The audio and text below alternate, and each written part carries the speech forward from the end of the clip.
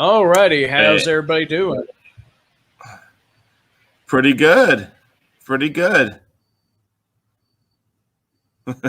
And to those out there, how's everybody doing?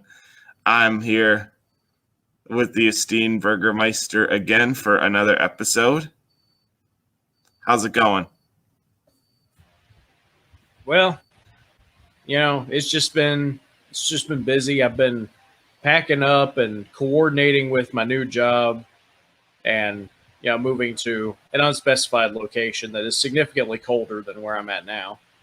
Um and so yeah, it's a it's an interesting change, which is actually a lot of the topic of what I wanted to talk about this week, which is for a more lighthearted topic that's not quite as deep and meaty as the stuff we've been talking about lately, and you know, provides a lot of our target audience something that's a little bit less mentally heavy, I guess. Um, just nature, you know, just different environments, different activities, different things about this great planet we live on, and the things that God naturally gives us in the wild, and just covering different aspects of what we enjoy about that, I suppose. Pretty unstructured. Um, I haven't really thought up this detailed point list of things to talk about, but I just figured it'd be a general topic. So, you know, I guess I'll let you start off if there's anything you want to start first before I go on about my little spiel. Well, certainly I'm an appreciator of God's green earth and, you know, being in the state that I'm in, it's nice that there's a lot of water around us. And growing up, you know, could always anticipate summer, being out on the lake and having just that appreciation of it all around you. And then, summer's probably my favorite season. And it just reminds me of everything that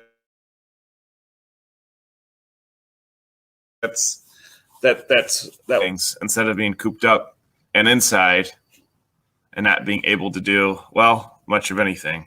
I guess podcasting's a good hobby for that. But I like to be outside. I cut the grass on a weekly basis in the summertime just so I can get outside and do some yard work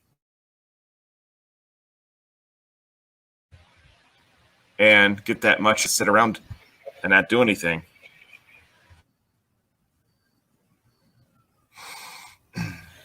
Yeah, it's funny from my perspective talking about. Well, I go outside in the summer just to be outside in the summer, because down here that is when you don't want to be outside. You know, July, August when it's 100+ degrees outside, plus humidity, heat index. It's nah. You want to get all your outside chores done early in the morning or late in the evening, because middle of the day it is not fun. Um, Now, in other seasons, sort of the other half of the year, because people have a certain definition of summer. Well, Texas summer is May through October, like or I should say through September. It ends in October, but yeah, that's really about half the year, and the other half of it is just, I guess, winter. We have a spring and a fall, but it's not really much, especially not the fall. It kind of just goes straight from summer into our moderate winter. And then there's a little spring period for about a month or two. Um, but yeah, when you live in what amounts to a subtropical climate, it's a little different for sure. Winter's usually very wet, very rainy. Um, it can be nice outside that. Now, recently though, this past winter, we had an interesting little event happen in February. What's often called the Arctic Blast, and that was something that Texas was not prepared for. There, there's a lot of theories behind what exactly happened with our power companies, and what may have been going on behind the scenes there. But outside of that, I mean, it messed everything up. Like, people were without power for up to 2 weeks in some areas, um, just because of how it was managed. But yeah, like they had outdoor generation facilities, which normally isn't a problem at all. But then, would they all freeze up, which just never happens. Like this is highly unusual when it was getting down to, just about sub-zero temperatures, almost. It didn't quite get to that, but it was very, very close. Um, and so, yeah, you're probably laughing because up there, that's normal in the wintertime. Um, though I imagine around the Great Lakes, it's not so much the actual temperatures getting super cold as much as it is the precipitation and the snowfall from Great Lake effect.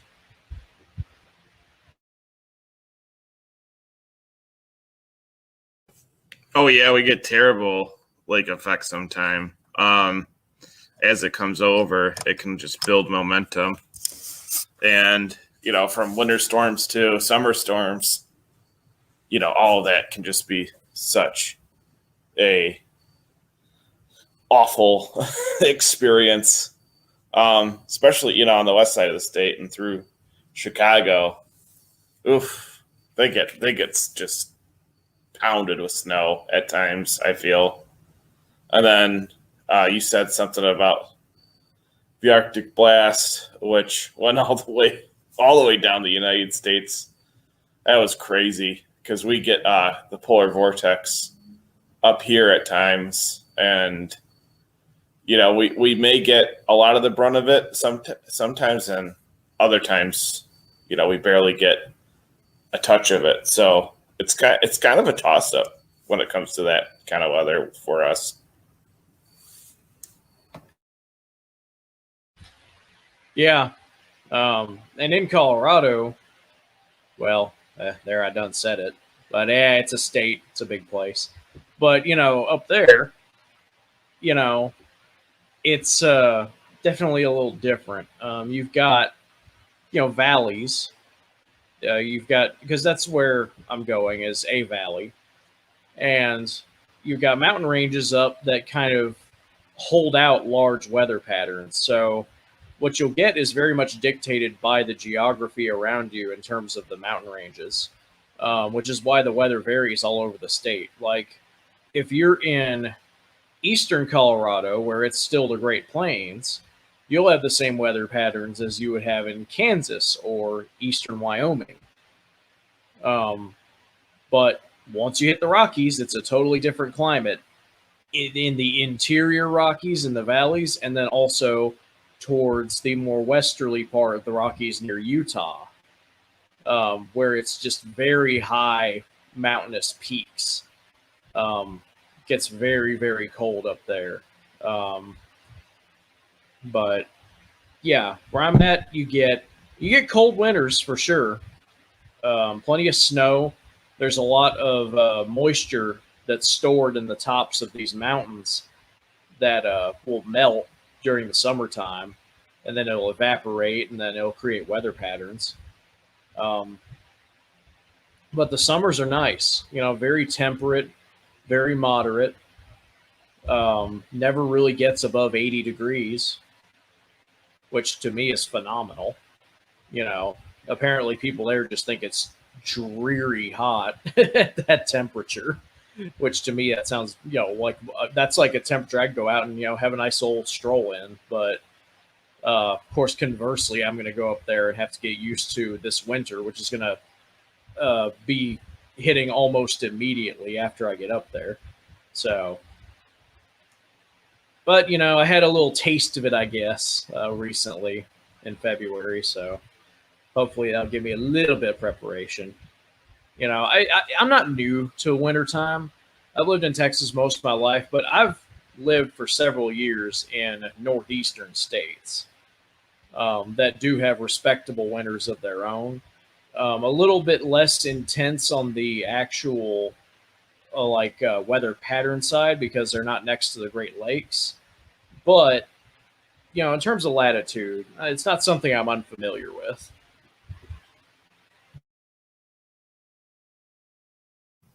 Oh yeah, I mean, you would never get used to the biting wind. That's probably the wind and the frost, ugh, the worst parts of winter. I could take the snow, not too bad, but when it comes to just that bitter cold, that's the worst, and it's even worse when snow's on the ground. But not to be, I don't want to be talk too negatively about it. The cold is tolerable when there's no snow on the ground, so I guess that's a good thing. Um, but yeah, getting used to winter, I don't ever think I ever can get used to it. In fact, I just don't look forward to it ever. And we had kind of an unusual winter this past winter where it didn't snow although almost all the way up until February. The first week of February, it came and it didn't stop for a period of time. And then nothing. So, but December, oh yeah, December was the snow too. It snowed okay, but ugh, just gross all the way around. Just don't like it. It's definitely my least favorite season.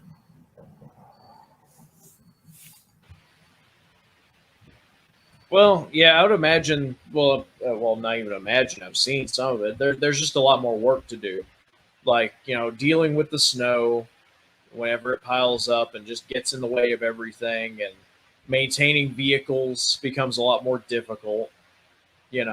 From having to change out tires and then just keeping windshields and keeping doors from freezing. Well, doors freezing. That's something that happened down here.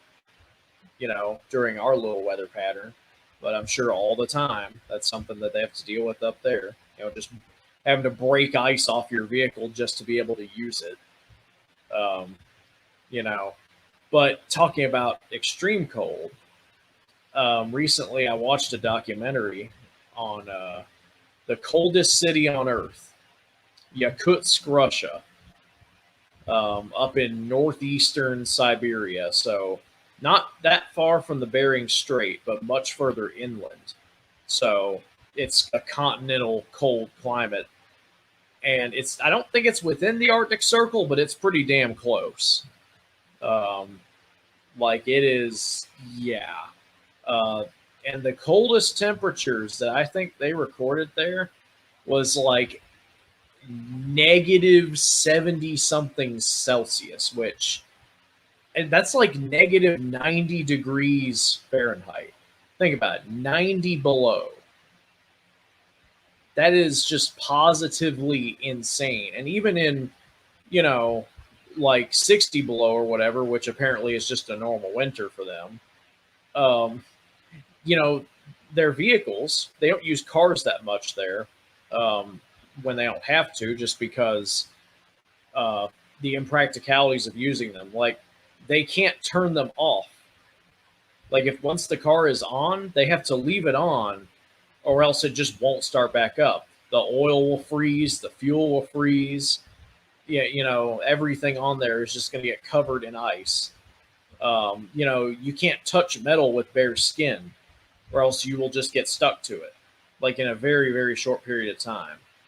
Walking around with any part of your skin uncovered, it's just begging for frostbite. Like just the insanity of living in a place like that.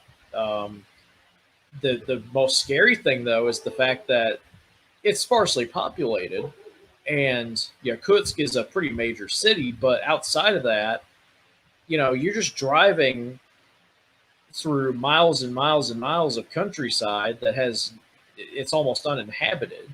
And if you break down if your vehicle can't handle the cold, or there's something else wrong with it and it breaks down, you probably will die because you're going to lose the heat of that vehicle, and there's going to be basically nobody else out there to help you. So that's scary, when you think about that. So we have a lot to be thankful for, anywhere in the United States outside of maybe northern Alaska.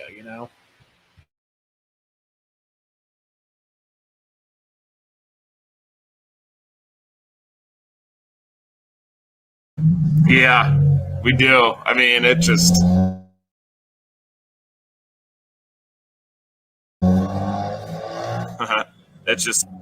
to the point. Ugh, winter here isn't even that bad to complain about when it comes to that bitter cold. But well, and the snow too. I guess we definitely don't get as much snow as the Northeast or even the Upper Peninsula of Michigan. It's we, I guess we're fortunate. But anyway,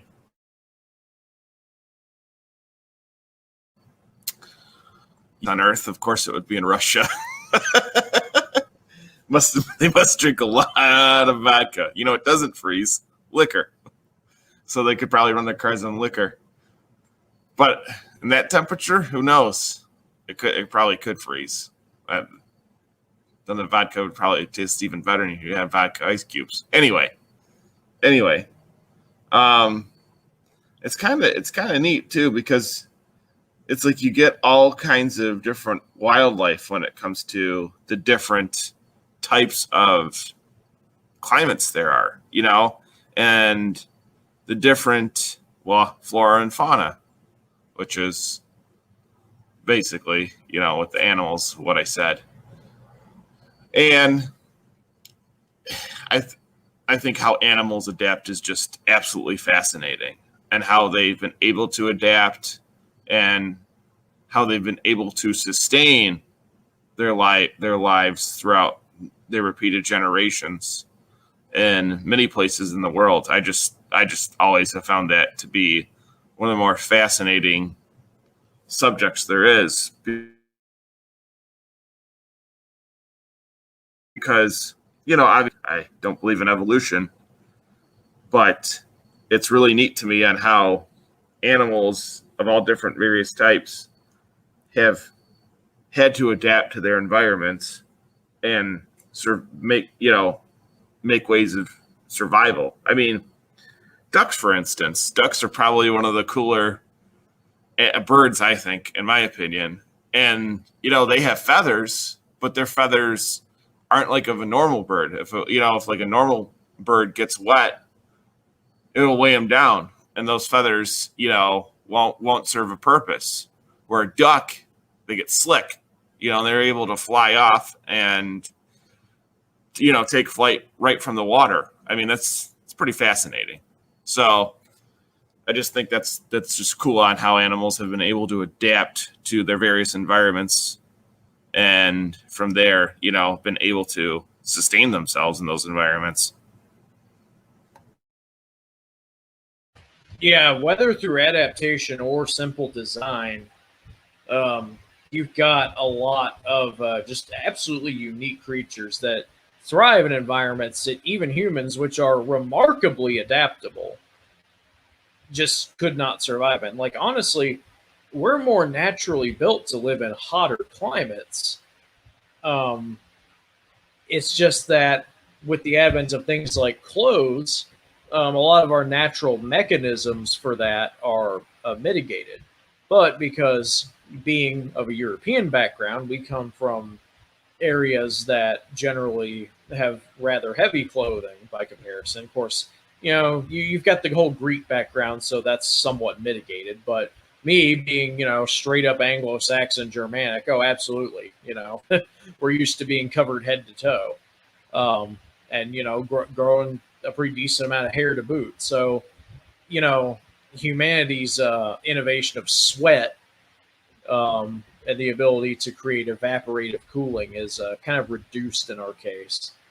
Um, which is part of why we don't handle the summer that well. But for sure, it's an interesting thing that you can look at and see um, how between clothes and tool making and natural, more animalistic styles of adaptation, we've come to live just about anywhere on planet Earth,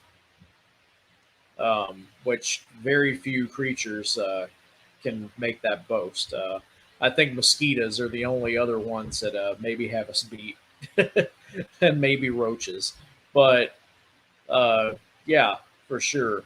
Um, Animals do adapt, and even ones that are specialized can eventually adapt or be adapted. There's often genetic engineering and selective breeding that occurs with things like dogs, where they have become just as adaptable as us in many cases.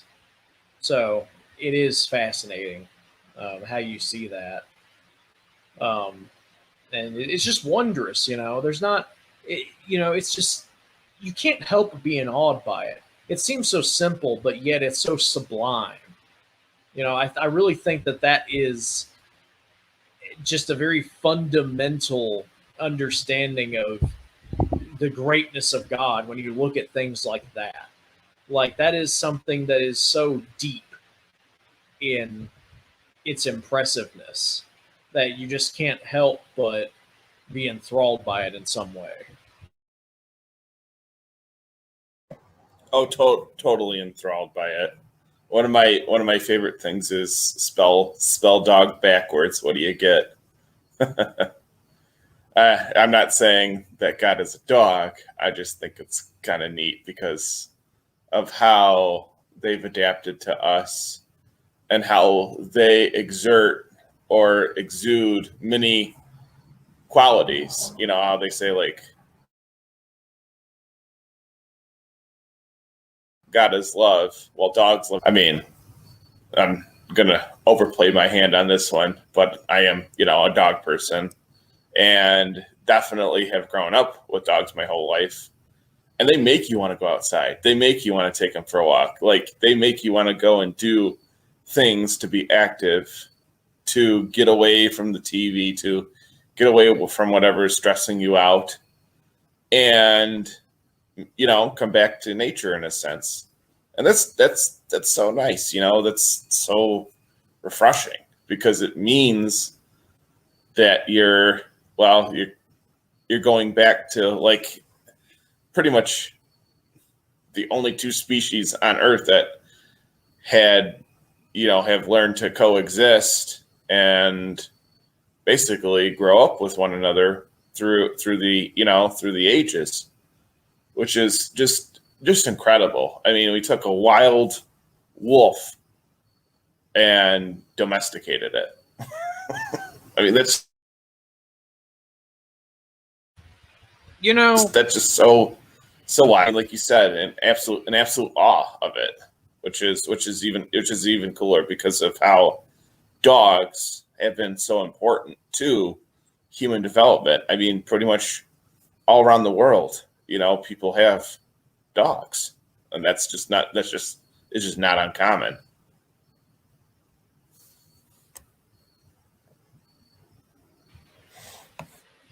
yeah. Another animal that really strikes a chord with that is horses. Horses are probably the second closest animal next to dogs to humans, and would be considered probably the highest form of livestock animal. You know, they're the only thing that really keeps them from being a pet rather than a farm animal is their sheer size, honestly. And people bonded with them like they would with a dog in many cases. And horses have deep personalities too that you can really come get attuned with. Like, people who work with them all the time really come to understand them as individual beings, um, and have a very similar connection to them that we would with a dog. So it's not just dogs. Dogs, while we put the most investment and the most time into them, and we've engineered them the most to suit our needs, horses too have a lot of these traits, and there are many other animals that can and do have them when they're domesticated or when circumstances bring them and humans together in some ways.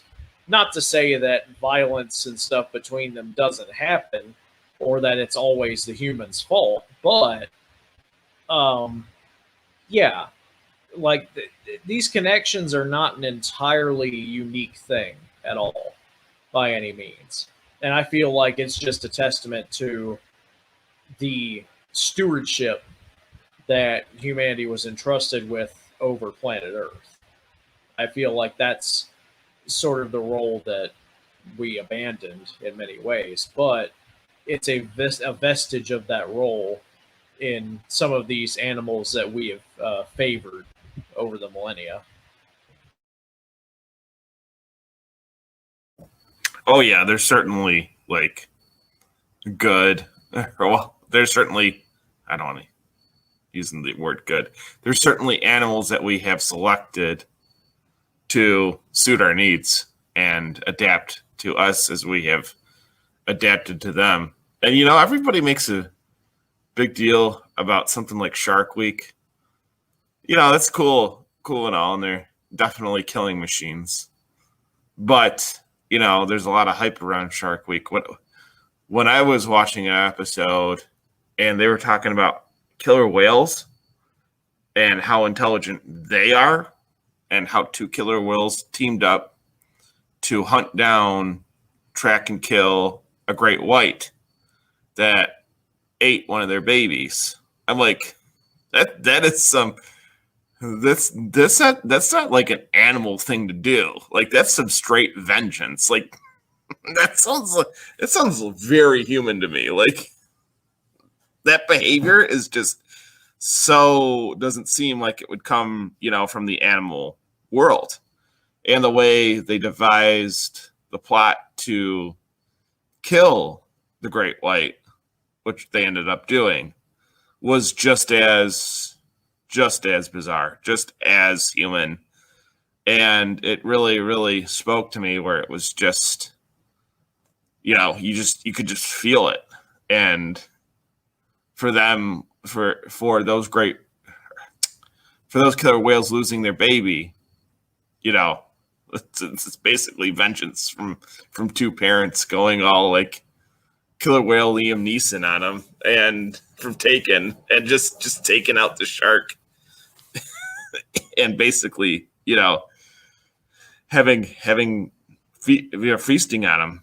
And it was just so bizarre. But then again, nature makes you think about things that, on how you said, like, man has the divine mind and is separate from the animal mind. Well, obviously, God made that so, and the stewardship that we have over those animals, like when it comes to something that's that human like of a quality, oh man, that just kind of makes you, I don't know how to describe it, but it just makes you rethink a lot of things. Yeah, I think that all that does, though, is it shows just how advanced the animal mind is, and how much it affects humans. We try to think of all our thoughts. We try to think of ourselves as purely rational creatures. And that's simply not true. Not only are we not rational creatures purely, but being a pure rational creature doesn't solve all our problems either. There are so many things about us that are not rational. And I feel like by looking at animals, it gives us a frame of reference to see the irrational, the instinctive parts of ourselves in some of the higher forms of God's creation outside of humanity. Not to say we should go around emulating animals all the time, but it at least allows us to sort of balance and reality check ourselves when we start creating these grandiose, theoretical, logical visions of humanity. Like the family vengeance thing, that's an animal act. You say it sounds human. Well, I think that's just more humans being animals. It's based entirely on group survival. And punishing out groups for attacking the in group is a very animal thing. It's tribal. Tribalism is an animal instinct. And so, really, I think fundamentally that's what it is an excellent demonstration of the animal mind in action outside of a human context.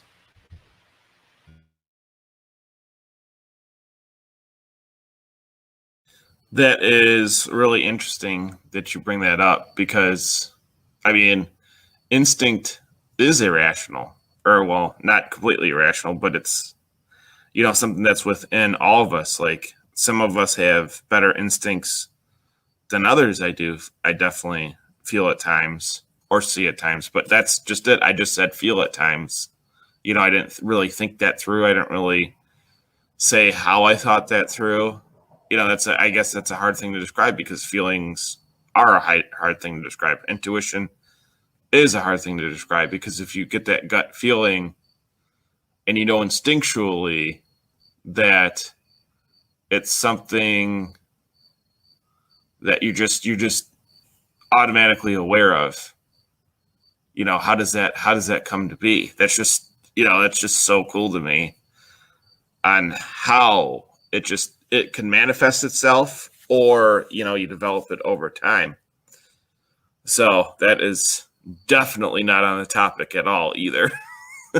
but in nature, I guess you would say for that peer group survival that attacking the out group member or members is acting completely on instinct. Yeah, and I mean, parents or protective family members, yeah, probably seeking vengeance would turn you into a pretty hedonistic animal to get rid of or banish somebody's enemy. So that does make sense now that I'm kind of thinking about it. But see, I went irrational to rational back to irrational. So, I mean, with that, like, what as far as the great outdoors go, what's like a perfect day for you? I guess, do you mean just in terms of weather specifically? Yeah, yeah.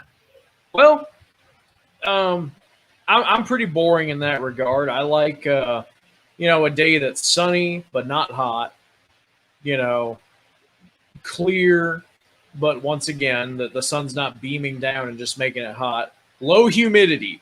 That's important. I don't like high humidity. I've dealt with it so much that having my skin be clammy just from walking outside, that's not fun. Um, but yeah, I would say that in Texas, the early spring, so around late March, early April, is probably the absolute best time of year because my allergies hit in early March, sometimes late February. But once those pass, and it's like I said, around the start of April, it's just great. Like you just have perfect weather outside. I just want to be outside all the time, and I usually am if I can be, under those circumstances. So it's a very short window though, because once you hit May, it's summertime, and it very quickly gets too hot to really enjoy the outdoors. So hopefully, Colorado summers will offer that same sort of experience with a much more idyllic mountain background for me.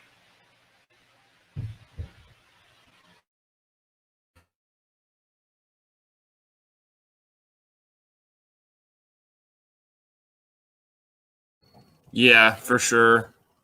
I mean, that's definitely one of those things where it just I mean, who doesn't like low humidity? You got to be an absolute lizard person to like humidity. Ugh. But in some senses, humidity can be kind of nice at times. Not to the point where it's completely, just enough to where you're sweating just a little bit. I know I'm weird like that. I like the heat, but not terrible. 80, sunny with a breeze is pretty much ideal. Obviously clear outside. A little cloud, a little overcast too. Doesn't hurt every once in a while. But having that breeze, a little bit of a breeze, is always perfect. But shoot, I mean, Michigan has just such screwy weather, and over the past few summers, it's been really up and down. Over the past few winters, it's been up and down. And then the spring sometimes really just hasn't been spring at all. And then I feel like more so we've been having more of an extended autumn. And the autumns have just actually been the nicer parts of the year, to where going into autumn kind of makes it feel like summer a little bit again. And then it just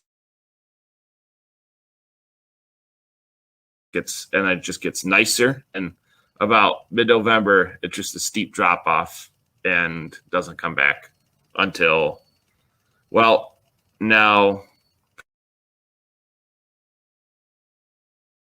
probably even have hit snow in early May. So I'd say about mid-May. And then from there all the way up until, like I said, mid-November again. So it's just on that cycle of about 6 months on, 6 months off. And it just, like some days in the summer, like especially this summer, was just so hot. And then the rain just pummeled us,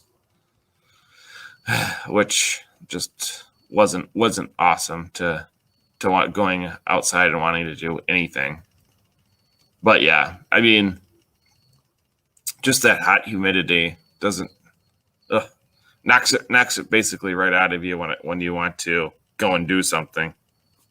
Same thing with the cold, but at least with the cold you can always put on more layers and get to where you're going. With the humidity, you get in a hot car and you feel exhausted after you've gotten out of it. So I don't know. I mean, it's a weird thing, and I just am built for a much warmer climate than I am being in this, whatever the heck's going on in this state. Yeah. I don't think I've ever seen anybody who's honestly liked Midwestern weather.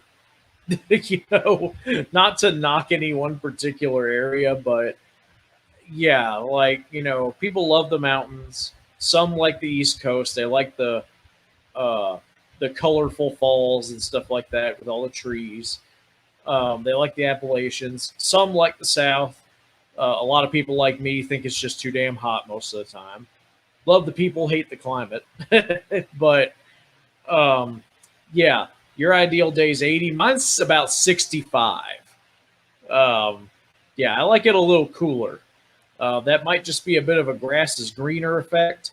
I'm so used to it being hot that it's just a respite or a reprieve for me. But yeah, if it gets to about 80, I start sweating pretty bad. So yeah, no hotter than about 75, and preferably in the 60s is what I like whenever I go outside. With a nice breeze, especially if you're by a body of water, it's just great.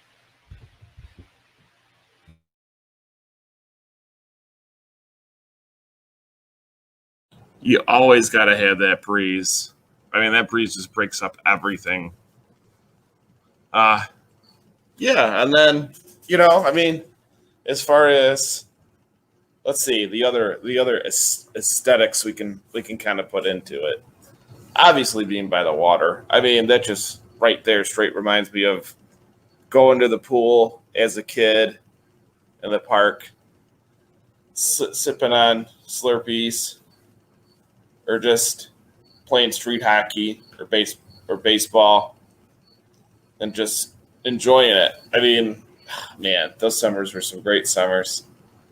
And then, of course, you always had that one friend who has a boat. and you try to use that as much as possible. But yeah, from there, I mean, man, just like from the birds, the trees, and then the other wildlife that's possibly out there in Michigan. We definitely don't get snakes. I mean, we barely have our fair share of snakes. As far as funky other, spiders go, kind of have those.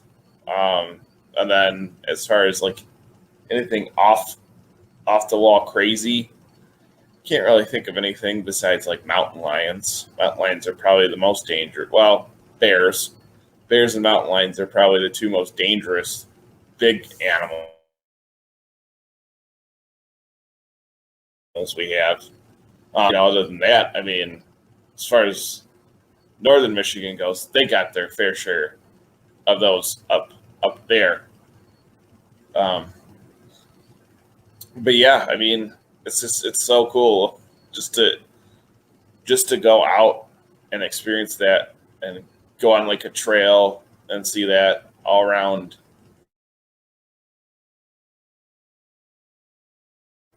whichever part of Michigan. States really.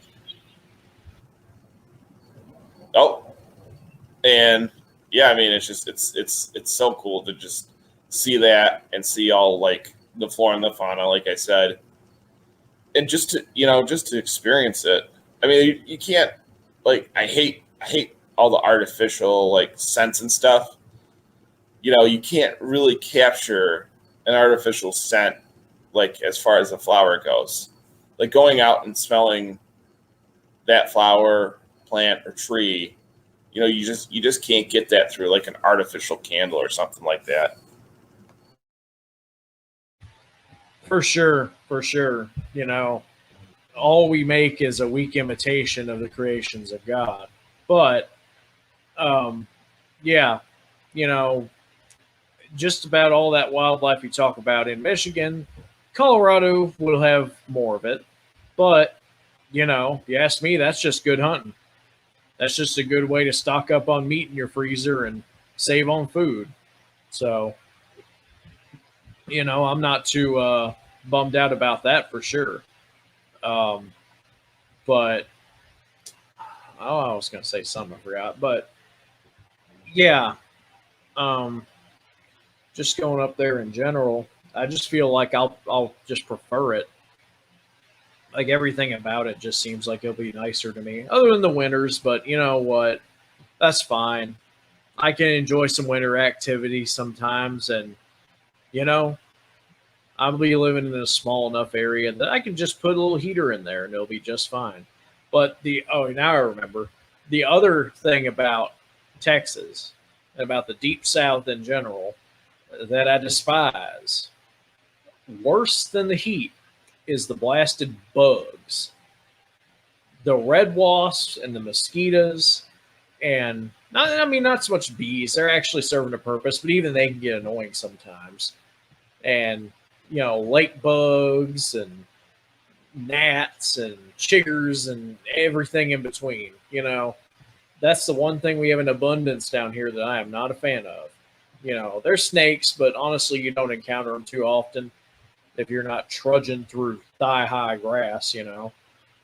Um, you want to have a dog with you or something if you're doing that anyway. A lot of the time, but yeah, like what I hate about being outside the most in the summer is not even the heat, because I can deal with the heat a lot of times. It's the bugs. Like that's what I genuinely hate about it more than anything else. I mean, I probably because I got a bit of a pathology regarding red wasps, because I got stung by them probably about 20 times as a kid, real bad. Like they just hated me. So I'm not a fan of those. Um, Mosquitoes aren't fun. They eat me up too when I go outside. So there's all kinds of things that, yeah, I'll be glad to be away from. Ugh, mosquitoes. Just there's not enough spiders to get those mosquitoes. The bats, we definitely have bats, which serve way more purposes than what I ever thought they would have, besides fighting crime in Gotham City. But I mean, they they do a good job at getting rid of a lot of the stuff that you just don't want to deal with. But that's cool. Like insects, insects to birds to bats to all those things. And coming up on, the creepy crawly season.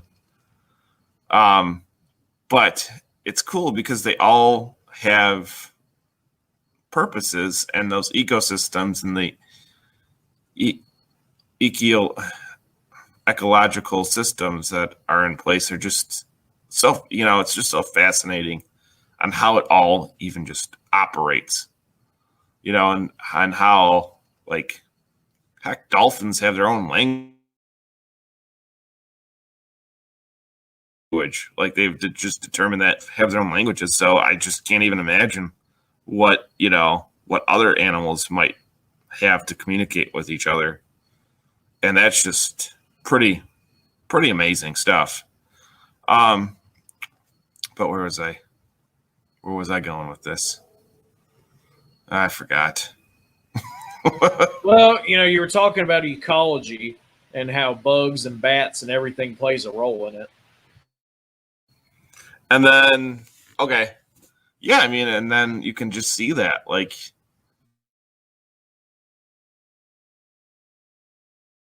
that creation being in that ecology is just another facet of it. And that ecology explains, well, why the bat's got to eat the bug, why the bug's got to eat, well, let's just be nice, the dirt, or why the ants have to build their nest, but why the wasps have to build their nest and survive.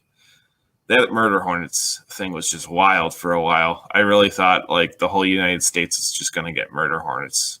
Those things just look pissed. Those things just look pissed off, too.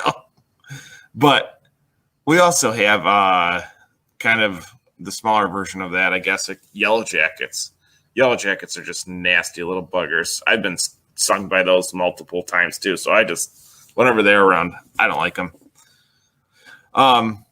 But they don't really serve much of a purpose besides just, being mean. Bumblebees definitely serve a purpose. So, I mean, the ecology of things is just, or the ecology of nature is just, it's obviously fascinating. And you said it makes for good hunting. And that's one thing I've never done is actually been able to hunt. And that's definitely something I would probably like to do. That'd probably be pretty cool. What's like your biggest prize catch you've ever had while hunting? Well, I've gotten a fairly good deer at one point in the past. I haven't deer hunted nearly as much as, a proper Southern son should, but definitely done it before. And, hogs are always good because you can just kill as many of them as you want just about down here in Texas. They're a pest. Going up through the South and through much of the Midwest, you can just go around and get open season in so many states on them because, yeah, they just overrun areas if you don't. But yeah, deer and hogs, that's pretty much the vast majority of what people in East Texas hunt. South Texas has a little more variety, but less wildlife density, less population density of humans as well, so it kind of balances out. But people pay big bucks down there to get on game ranches and hunt. Out here, it's mostly just people putting food on the table.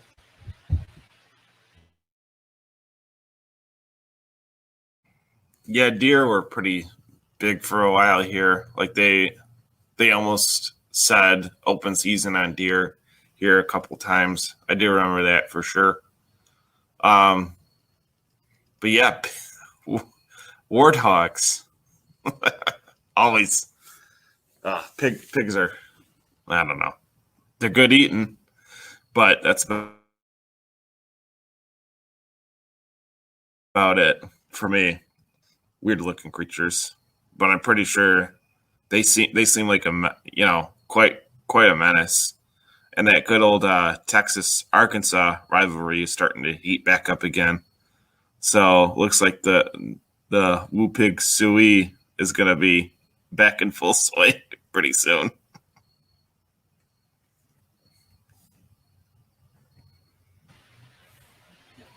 I don't really know much about this rivalry you speak of, unless it's a sports ball related thing, which I don't follow at all.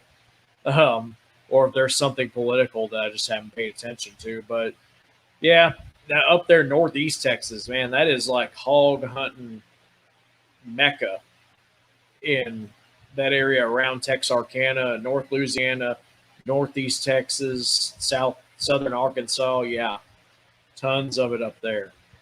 So for sure, um, there definitely be plenty of bacon to be had in those areas.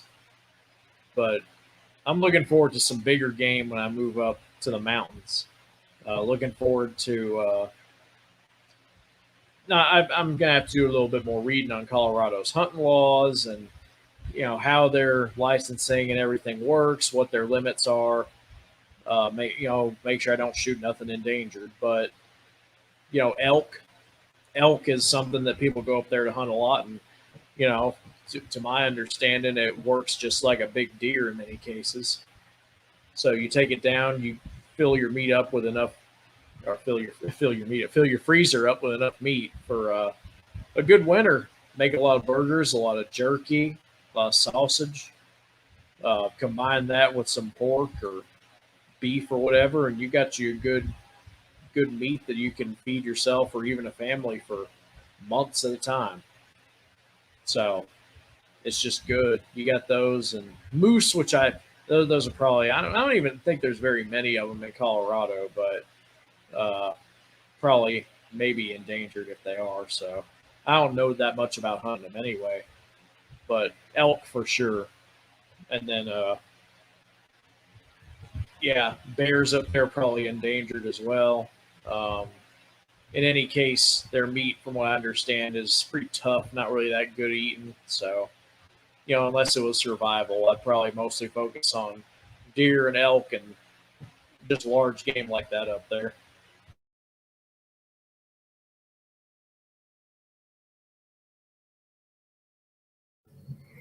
I bet bet you those wouldn't be too hard to spot in the wild, but taking those animals out would probably be just insane. I mean, just the sheer size of an elk or a moose, and the they can definitely do some damage too. But I remember my uncle always telling me hunting stories on how he took out a black bear, and it took him 6 shots to bring him down, 8 shots total to kill it from a 30-06. And then he went elk hunting too in the Rockies, and that he said that was probably one of the wildest things he's ever done. He got an elk, and I don't want to pull a complete Joe Rogan here, but I had elk meat, and it's pretty amazing.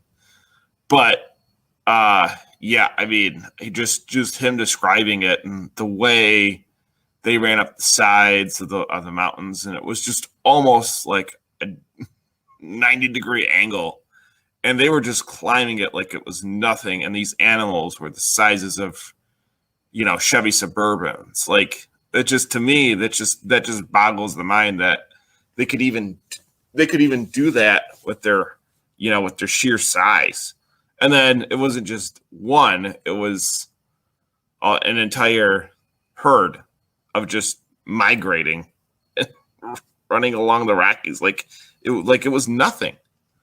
That just kind of stuff just amazes me because of how they, like I said earlier, on how they've been able to adapt and be able to just constantly try to survive and constantly have that instinct to survive, which is always astounding.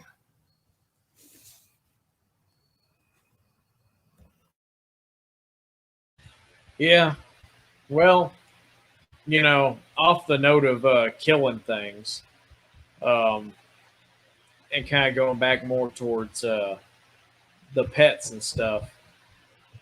What are animals that you don't maybe keep as a pet or anything, but you just like seeing them in nature?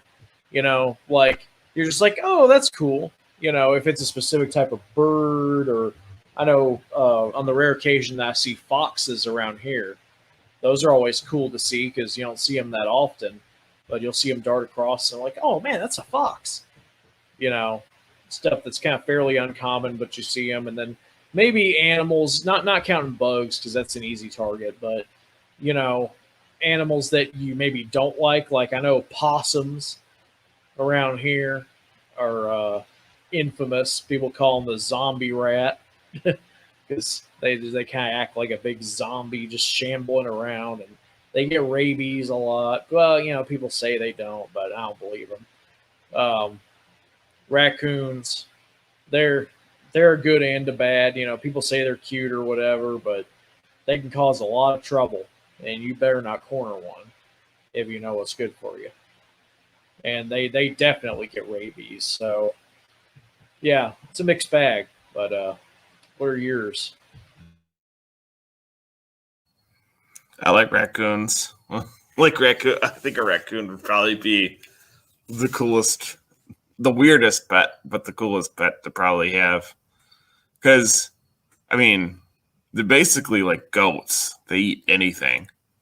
But they're also highly resourceful. They find constant ways to survive. They don't ever seem like they're, as far as like them being, I don't know if they're technically rodents or marsupials, like the possum is. Possum's a marsupial too, so they might be in the same family. But then again, I don't know if raccoons are rodents. Anyway, just you know, trash pandas are just the coolest. Like they just got that attitude, but they're kind of cute and furry at the same time, and you want to be like, oh, look at that little cute little thing, and then it's gonna bite your face off. So I think it's I think it's kind of sweet, but at the same time, it's an animal you definitely wouldn't really destroy everything that you own.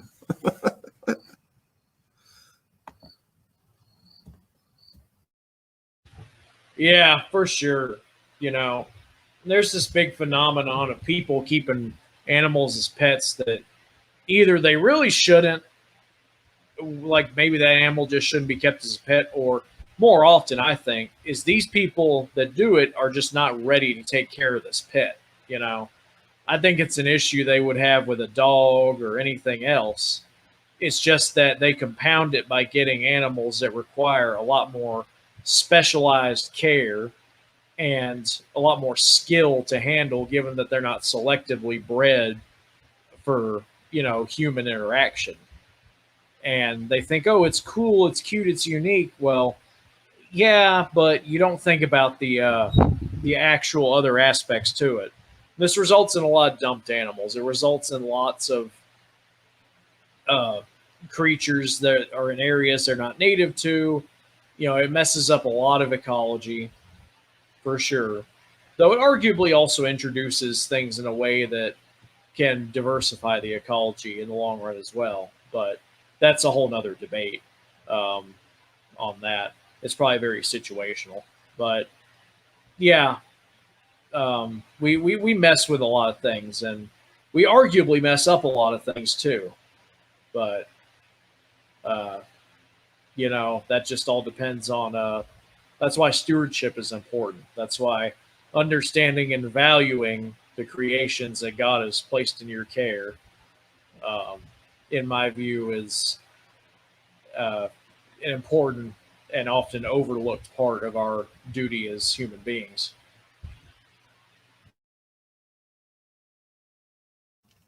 Well, even like the differences, and you notice it between dogs and cats. Like as far as dogs go, they're naturally bred to be our companions, and short sad as it is, the shorter lives they lead. You wish they would be with us for all the years. And then cats. Well, I'm not much of a cat person. I don't mind cats. It's not like I don't like them, but you know, cats hang on forever and keep going. And can live almost. I've known cats that have lived 25, 26 years at times, and it just seems to me that they could care less if humans exist. So it is funny on how you get that dichotomy where you have a dog who's just the happiest and so thrilled that you exist and so thrilled that you're there for them, and they're gone in 10 to 12 years depending on the breed, all that good stuff. So it is funny on how that dichotomy is out of uh, all dogs go to heaven, where obviously heaven is full of dogs and doing dog like things, and then you have the underbelly. I always get a kick out of that because it's so funny and how that's juxtaposed, and the attitude of the animals towards humans, like it reflects itself onto it. And I'm like, the person who made this movie, I'm like, yeah, they're definitely a dog person. Only dog people have that kind of attitude towards cats at times, which is funny. Yeah, I've always liked cats too. I think they're cool. I think they're kind of fun to pet, and they make good lap pets for sure. A lot of my dogs end up turning into lap dogs just because they just want to jump up and cuddle in my lap a lot of times. The only thing is they're too big to be lap dogs, so they just kind of stand up on my leg, you know, and just put their head up on my chest, wanting to be petted. But yeah, um, dogs being pack animals, I feel like the wolf pack and what it developed into played a major part in domestication and how they interact with humans, because cats are much more solitary. They act entirely in their own interests because they don't have an in group. Dogs are naturally wired to operate on an in group out group basis. And so humans who act much the same way, um, and are also, mid to large size mammals, it's synergistic. You know, you can very logically see why dogs and humans um, are friends in many cases. Um, oh well, am I cutting out? Yeah. So I like looking at and analyzing all these little factors and these little aspects of why things are the way they are. So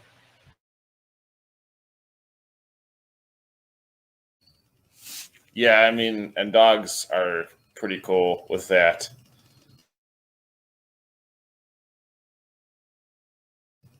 And they just have a general attitude as far as being so in tune with their own kind and another another complete different species of animal, which is, well, we're not technically animals, but to us to us to them we are. Um, yeah, and I mean, dogs definitely can adapt to that kind of thing. Well, it just shows like how their instinct adapts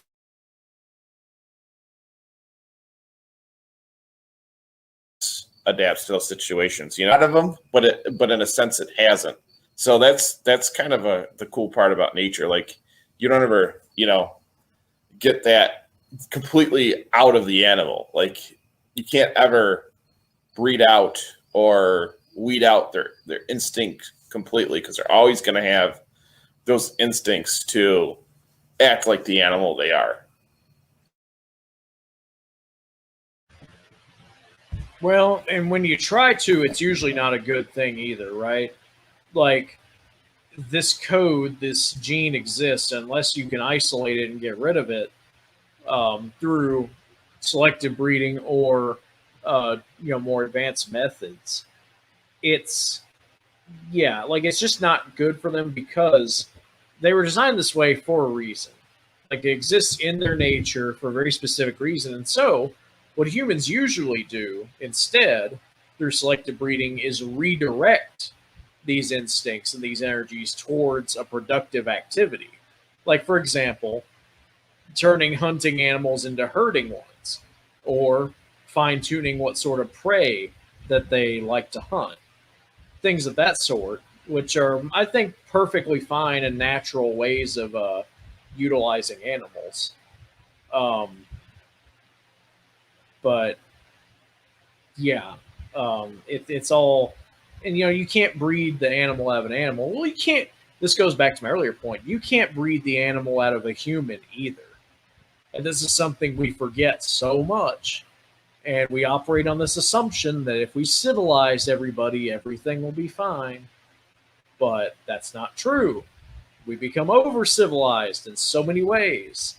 And when you forget one part of your nature, the other one suffers as well. So it's a recurring lesson, and it's something that nobody likes talking about. I feel like it's just something that it doesn't fit the narrative at all. It's one of the most anti-narrative things possible, and so nobody latches onto it, and it kind of frustrates me because it's just so it itself is logical when you look at things.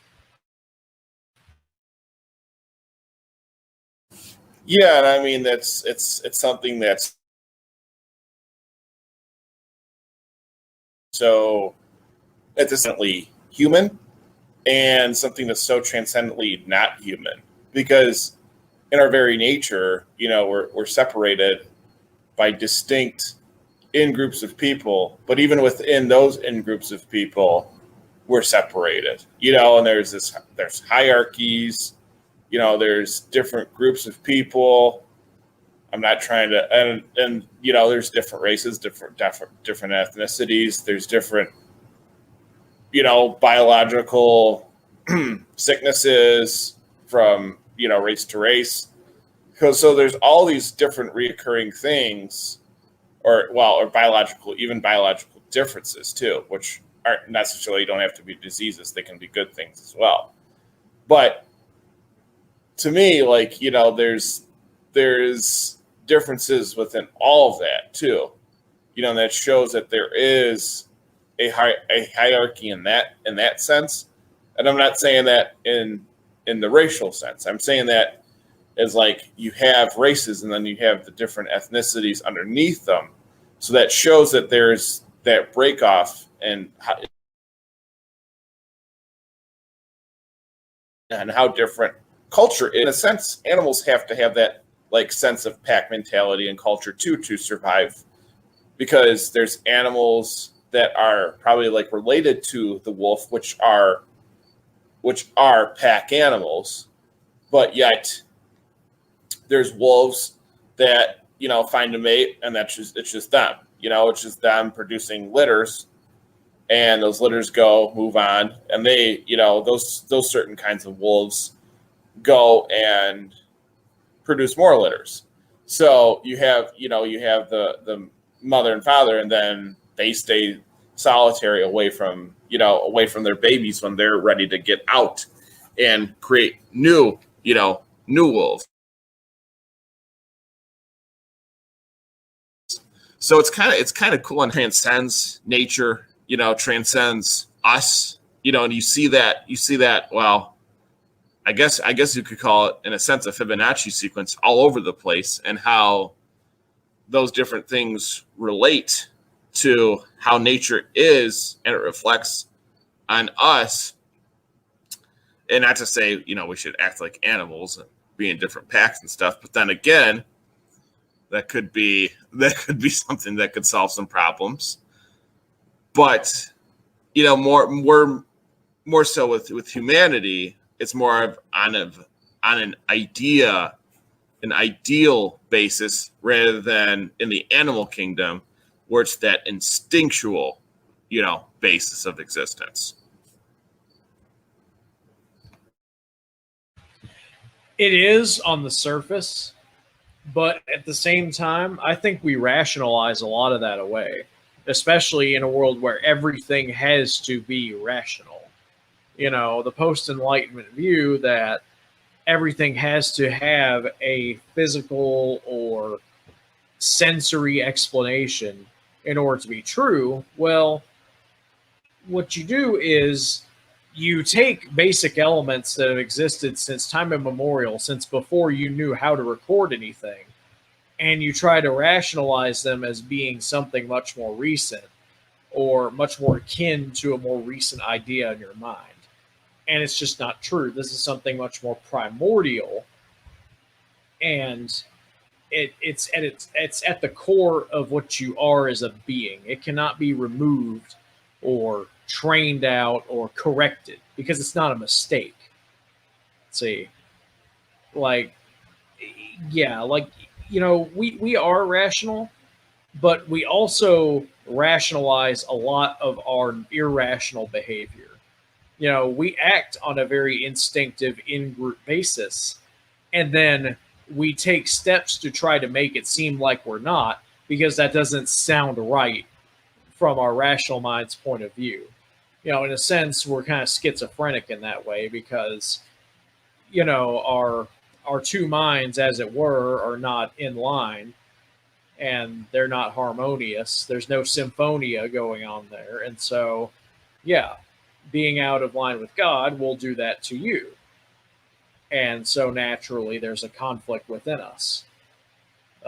So, yeah, I think that understanding that is the first step on the road to improvement for a lot of people. And, you know, material improvement, which is very rational, but also just being at peace with oneself, you know, like accepting that you can't know everything, even about your own self. And I think that that in itself speaks to our own spark of the divine. You know, it's very appropriate that we can't understand our entire nature because we can't understand the nature of God. So, I think that's really honestly about all I got on that. And most all of I've got on nature. I mean, it was a pretty short topic in my view. Um, it's something that it's just so fundamental, you know. It's something that you don't need to go on exhaustively in a documentary style about because that's what documentaries are for, and we're not the experts, quote unquote, in that very limited data dominated sense. But yeah, I feel like we covered the essence of it, at least from my end. You can talk all you want to after me, but yeah. So I figure I'll let you go ahead and do that. I mean, it is fundamental. It's absolutely fundamental because, the people who don't get away from their computer screens are missing, nature and life and their very own existence that they right in front of their eyes. I mean, it's you could experience looking at pictures of nature, and like we've touched on, you could experience going to church online. You could see all that through the internet, right? But that doesn't help anything. That's not going to help with somebody's divine nature or somebody's rational nature. So I mean, it helps that the great outdoors, be that as it may, have the ability to balance us and find that symphonia, and not be disharmonious to nature, or nature to us, which definitely can occur for sure. Um, and I think a lot of Eastern philosophy gets that really, really right and has a lot of unique takes on it because of how much in tune they were, even from the Native Americans allegedly migrating to the United States, and them being culturally very connected to what the Asian cultures would probably be more akin to, and a lot of tribal cultures do have all that nature kind of worship stuff ingrained into them. But that's just it, where it's like, you don't just worship a bear to worship a bear. Like, it's neat because the bear provides, if you killed it, it provides a lot of things back to you. So, in those cultures, all that stuff was just so fascinating because of how appreciative, they were, and how spiritually connected they were to everything in the world. They felt like they had to balance that out. Oh, if I killed a deer, well, what about the babies? What about the the rest of the deer population? They felt bad for killing one, but in turn they know they needed to survive. So I mean, it's just fascinating on how all that can be broken down from our like most basic I got to kill something to eat level to, well, I just killed something, but how I feel really guilty about it. Gods that I worship to make up for this. So like, even in our most animal animalistic nature, it's cool because it's just basic human instincts all the way up to self-realization that you took a life and you feel bad about doing it. So I mean, it's just across the board, innately it's not only animal, but it is something that is human.